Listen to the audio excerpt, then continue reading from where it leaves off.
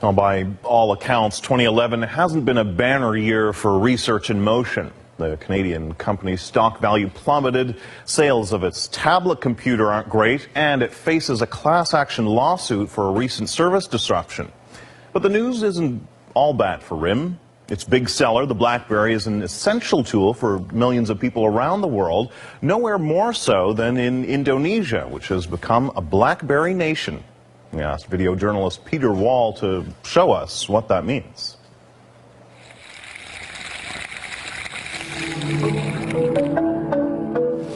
There are still some untouched places left in the world. Harry Kusumanagra works at one of them. He's a park ranger at West Bali National Park and an expert on all things local. And then here, we call in English is king palm. When this tree fruiting, the tree die. But despite his remote location, he's becoming an expert in another type of fruit, the blackberry. He's had one for 3 months, and like many new converts, he's hooked. You know, my job is in the jungle, so I need really real connection. And then when I use BlackBerry, everything is easy. Now take Harry and multiply him by a few million, and you'll understand why some people call Indonesia the BlackBerry nation.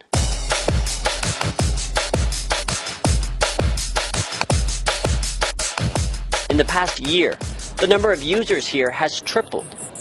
RIM holds 46% of Indonesia's smartphone market. Compare that to North America, where they've fallen to 13%. And so if RIM needs some love, they'll find it here in an unexpected market.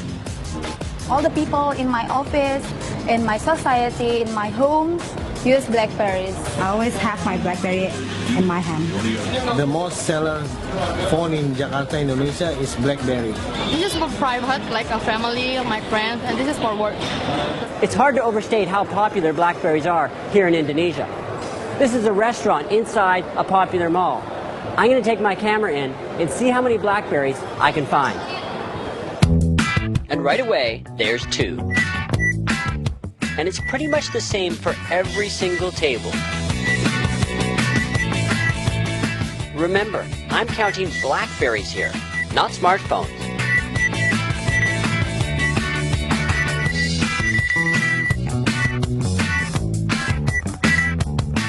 Out of 52 people in the restaurant, there's 42 BlackBerries. Ari Antra runs a BlackBerry mailing group with over 7,000 members. He carries 3 BlackBerries. This is my main phone. This is for my family phone or my private line. And this is for my wife only. He says Indonesians have responded to the BlackBerry because of the nature of their culture. Well, basically, Indonesian people love to chat, though. And BlackBerry is the easiest and cheapest way to chat among their friends. And so in his immediate family, there's 17 BlackBerries. Since they were 6 years old. They have their own? They have their own. Because it's easier for me to keep track of them. I couldn't believe this. Kids with BlackBerries? So I went to a local public school in Jakarta to see for myself. In this grade 6 classroom, full of middle-class 11 and 12-year-olds, the teacher asked how many of the kids have BlackBerries. 24 out of 42 say they have them. They're not allowed phones in class, so each morning they put them in a box. Essentially, a crate of BlackBerries. All of this is no surprise to Andy Zane. He's a mobile industry pioneer here in Indonesia and has followed the rise of the BlackBerry closely. We actually introduced the world on a new way to use BlackBerry device. It is no longer just like an enterprise device or business device, but actually it's a fun device that people chat with their friends, connect to one to another, and it's used by everybody, not just people with ties, but the housewife, the teenagers, everybody's using it. And they're cheap. You can pick up a phone here for under $200, and with a prepaid plan, pay $8 a month for service. Once connected, the most popular application here, BlackBerry Messenger, is free. BlackBerry Messenger, we call it like the killer applications for the whole BlackBerry ecosystem. The other social chatting service will take time to really catch up with them. Oh, of course, BBM, BlackBerry Messenger. Messenger, yes. But not everyone is on the BlackBerry bandwagon.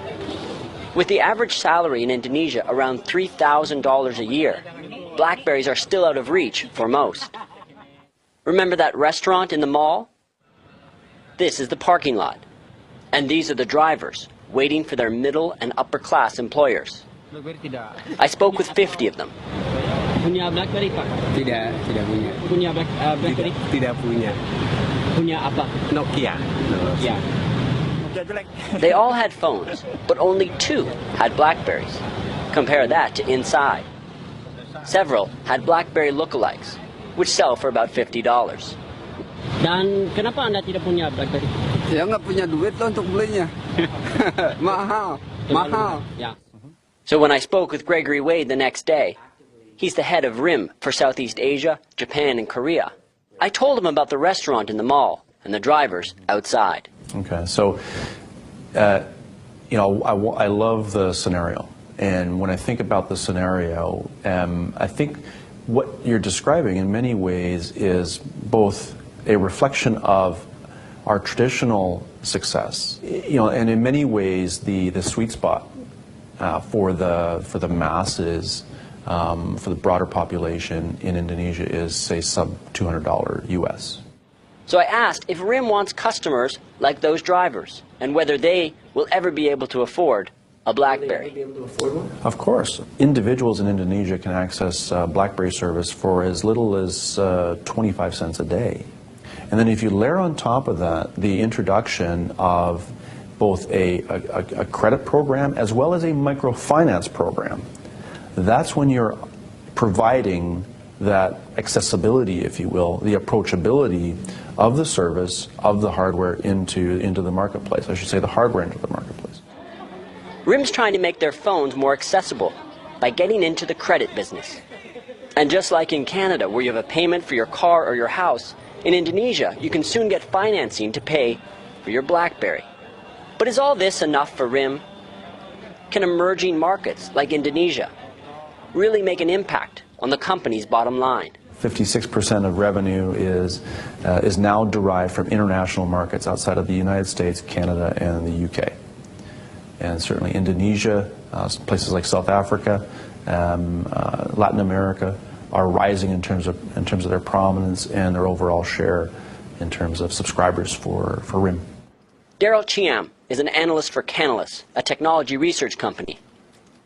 He says emerging markets, particularly in Asia, are becoming more important, not just for RIM, but for all mobile phone vendors.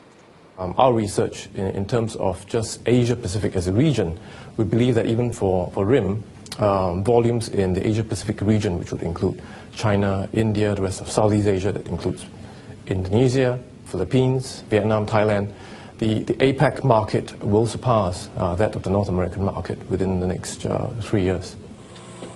All of this seems a long way from West Bali, where Harry's tour is finishing up. He can't resist a quick peek at his phone. He says his wife is starting to complain. My wife is look, Harry, you have the second wife is BlackBerry.